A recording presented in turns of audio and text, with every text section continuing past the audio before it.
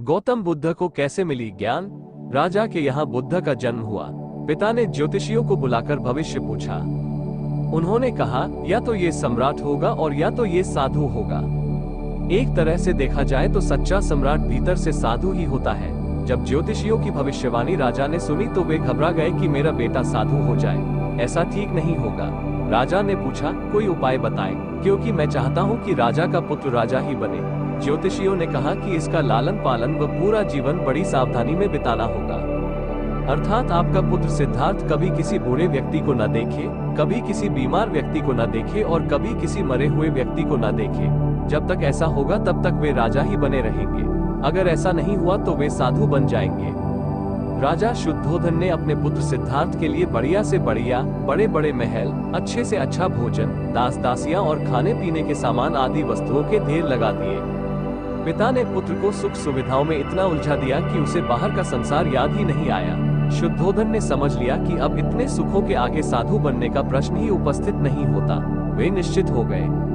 राजा शुद्धोधन ने बिल्कुल पक्की व्यवस्था कर रखी थी कि उनका पुत्र सिद्धार्थ जीवन में कभी भी वृद्ध, बीमार और मृतक व्यक्ति को देख न सके, क्योंकि वे अपने पुत्र को खोना नहीं चाहते थे। सिद्धार्थ का जीवन ऐश्वर्य और सुख सुविधाओं में बीत रहा था। उनके जवान होने पर एक सुंदर कन्या यशोधरा से उनका विवाह हो गया। विवाह हो जाने पर शुद्धोधन की आधी चिंता मिट गई। अब तो शादी हो गई, अब कहाँ जाएगा? अब तो मेरा पुत्र बंधन में बंध गया है, अब उसके कहीं जाने का सवाल ही नहीं उठता। 1 वर्ष बाद बेटे का भी जन्म हो गया। उसका नाम राहुल रखा गया। अब राजा शुद्धोधन को बिल्कुल पक्का विश्वास हो गया कि अब ये कहीं नहीं जा सकता। एक दिन सिद्धार्थ ने कहा कि पिताजी, आज तक मैंने कभी अपनी राजधानी नहीं देखी, आपकी आज्ञा हो तो आज देख आऊं। राजा ने कहा, हाँ हाँ अवश्य जाओ, अपना शहर देखकर आओ। एक सारथी को भी साथ में भेजा गया कि जाओ राजकुमार को राजधानी घुमा फिरा कर लाओ। फिर भी राजा ने चाक चौबंद इंतजाम कर रखा था कि कहीं चूक ना हो जाए। सिद्धार्थ के लिए राजधानी के प्रमुख मार्ग खूब सजाए गए थे, पर घूमते घूमते सिद्धार्थ ने थोड़ा उल्टा मार्ग ले लिया। वे उस मार्ग से गुजरने लगे जहां पर तैयारी नहीं थी और आज उनको बहुत आश्चर्य हुआ जब पहली बार उन्होंने एक बूढ़े आदमी को देखा। कमर झुकी हुई, पूरी चमड़ी में झुर्रियां पड़ी थी। वो परेशानी और दुख से बेहाल था। उसकी चाल बहुत धीमी थी। बूढ़े की झुकी हुई कमर को देखकर सिद्धार्थ को एक झटका लगा और सारथी से उन्होंने पूछा, क्या एक दिन मैं भी बूढ़ा हो जाऊंगा?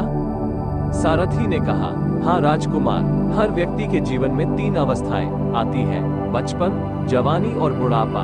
एक दिन तुम भी बुढ़ापे की अवस्था में जाओगे। हे राजकुमार, ये संसार का नियम है, चाहे गरीब हो या अमीर, सबका शरीर शिथिल अर्थात बूढ़ा होता है। राजकुमार सोच में पड़ गया। सारथी ने रथ को आगे बढ़ाया तो कुछ दूरी पर एक बीमार व्यक्ति मिला जो रोगों से घिरा हुआ था। उस पीड़ित व्यक्ति को देखकर राजकुमार का मन बहुत ही दुखी हुआ। राजकुमार ने पूछा, इसको क्या हुआ है? सारथी ने कहा, यह व्यक्ति बीमार है, इसलिए ये करा रहा है। इस संसार में दुख और सुख दोनों हैं। यह अपने अपने भाग्य की बात है कि कोई दुखी है और कोई सुखी है। क्या मैं भी कभी बीमार हो सकता हूँ? सारथी ने कहा, आप यह विचार अभी छोड़ दें। समय बड़ा बलवान होता है। ये सारी बातें कर्मों पर निर्भर करती हैं। चाहे राजा हो या रंक, सुख दुख सब पर आते हैं। अगर शरीर में कोई रोग आना है तो वह आएगा। ये सब सुनकर राजकुमार सोच में पड़ गया। सारथी ने रथ को कुछ आगे बढ़ाया तो सामने से 4 कंधों के ऊपर एक अरथी को जाते हुए देखा।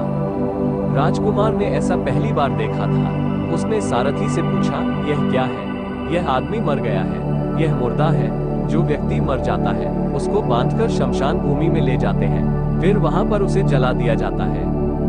राजकुमार ने कहा, क्या सबको मरना पड़ता है? हाँ, सबको मरना पड़ता है। यह मृत्यु लोक है।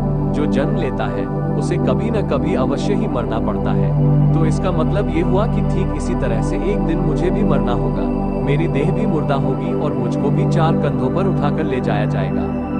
मुझको भी ऐसे ही रस्सियों से बांधा जाएगा।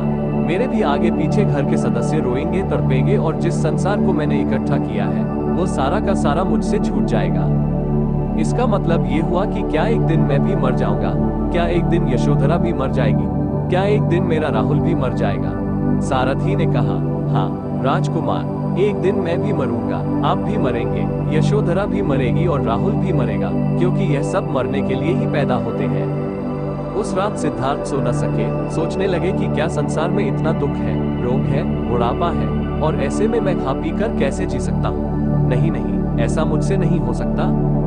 मुझे खोजना होगा उस तत्व को जो दुख, पीड़ा और शोक से रहित हो, जो भय, भ्रम और भूल से परे हो, जो अनंत आनंद से भरा हो, जिसे पाकर फिर और कुछ पाने की इच्छा न हो। सिद्धार्थ वैराग्य के शिखर तक पहुंच चुके थे।